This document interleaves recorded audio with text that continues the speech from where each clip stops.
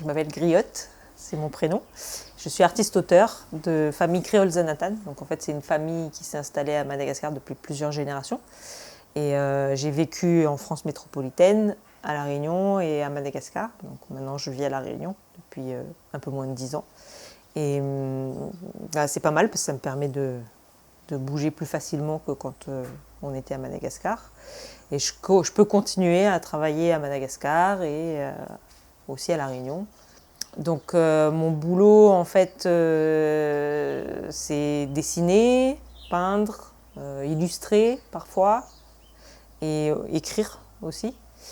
J'ai plusieurs sortes de réalisations. Donc je fais des tableaux, je fais des dessins sur papier et carton, je fais des livres, j'illustre des textes parfois d'écrivains ou de conteurs.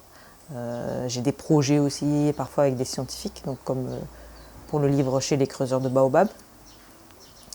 Je fais du carnet de voyage, donc ça c'est plus du témoignage en fait des voyages que je fais. Donc des fois c'est des voyages pour moi, puis des fois c'est des voyages sur un sujet précis. Mon travail, il y a un côté en dehors de l'atelier et un côté dans l'atelier, donc ces deux composantes du travail sont différentes mais en même temps complémentaires, parce qu'en fait je vais aller dehors pour prendre vraiment mon inspiration, me nourrir en fait, me nourrir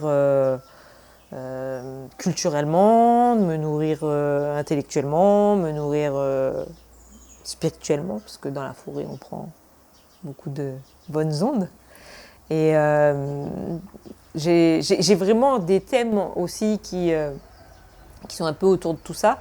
Le thème de cette culture métissée et qui est vraiment spécifique aussi à l'océan Indien. Là, j'ai pu même élargir avec l'Afrique de l'Est suite à pendant mon dernier séjour en Éthiopie. Ce qui m'intéresse beaucoup, c'est les différences et ce qui fait que dans ces différences-là, on est aussi les mêmes. Donc en fait, c'est la notion de t'es étranger, on se connaît pas, mais on a forcément des choses en commun. On a des ressemblances et puis on a des différences. Et nos ressemblances nous rapprochent, mais nos différences aussi. Parce qu'en fait, c'est sur nos différences qu'on va apprendre l'un de l'autre. Et ça, c'est vraiment quelque chose qui me tient à cœur. Et il y a un autre thème aussi qui me tient vraiment à cœur, c'est celui de la place de l'humain dans la nature. Donc, et c'est pour ça que j'aime bien les dessiner dehors. J'aime bien La Réunion. La nature, elle est tellement forte, elle est tellement puissante. Et on est tout petit, quoi. Donc Renée, je la connais depuis déjà pas mal de temps et elle fait partie de ces gens en fait c'est la famille que tu choisis. C'est pas ta famille, mais tu la vois puis c'est une évidence quoi. Quand tu la rencontres, c'est quelqu'un qui est important pour moi. C'est ces amitiés où il n'y a pas de jugement. Tu t'acceptes l'autre tel qu'il est.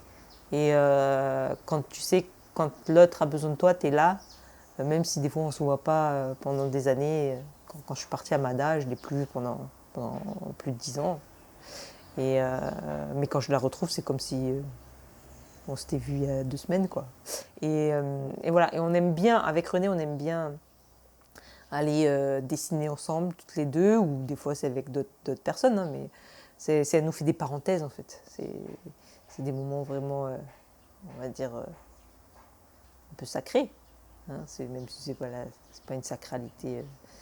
Mais c'est des moments à nous et c'est des moments où on peut se dire des choses puis après des fois on se dit rien aussi et voilà. Et comme elle aime bien dessiner aussi, donc je veux pas dire que je la guide, hein, mais je la laisse faire et si elle a besoin de moi, voilà, je donne des petits conseils quoi. Mais j'aime bien qu'elle cherche toute seule aussi. J'aime bien que les gens ils voient. Je pense qu'aujourd'hui il y a assez de support pédagogique pour aller chercher par soi-même les techniques, mais ce qui est important, c'est du temps à soi pour pratiquer et sans jugement. C'est le problème de l'enseignement, souvent, c'est qu'il y a des jugements et on veut te formater. Moi, je suis contre le formatage artistique. L'art, et puis ce domaine-là, c'est un domaine où justement on doit être libre. Il y a des contraintes techniques, on apprend, c'est l'expérience aussi qui fait qu'on apprend, mais Mais du coup, je pense que chacun doit trouver sa voie. Et donc, du coup, ce travail extérieur va nourrir en fait mon travail d'atelier. Le travail d'atelier, il se fait essentiellement pour les grands formats sur des toiles. Donc, je travaille à l'acrylique. Alors, j'ai une technique où je fais beaucoup d'aplats et de graphisme. Je fais pas vraiment, c'est de l'acrylique vraiment dilué en fait. Je travaille presque l'acrylique comme l'aquarelle ou la gouache en fait. Et, et après, j'ai aussi tout un travail sur papier. Donc là, après, sur papier, ça peut être en volume, ça peut être des découpages, ça peut être des collages. Là, j'ai pas de, je me mets pas de contraintes, quoi. Je fais juste ce que j'ai envie de faire et ça va dépendre des périodes, en fait. J'ai des périodes où je vais travailler. Là, comme en ce moment, je travaille beaucoup sur carton d'emballage, en fait, au lieu de jeter mes emballages. L'intérieur des paquets de biscuits d'autres choses, ou les cartons de pizza, c'est très bien pour travailler, c'est costaud en plus. Mais voilà, c'est vraiment par période. Après, en général, je fais des séries. Je travaille sur plusieurs toiles à la fois, plusieurs dessins à la fois, j'ai des petites séries, des mini-séries dans les séries.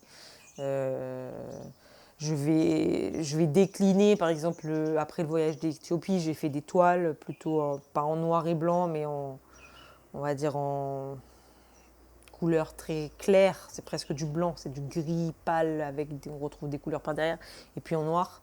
Euh, donc c'est toute une série de toiles comme ça, mais j'ai fait aussi plein de petits formats. Et, euh, et voilà, chaque projet en fait est décliné en plusieurs mini-séries. Et puis bah, quand je sais plus quoi faire, bah, je sors et je vais remplir mes carnets.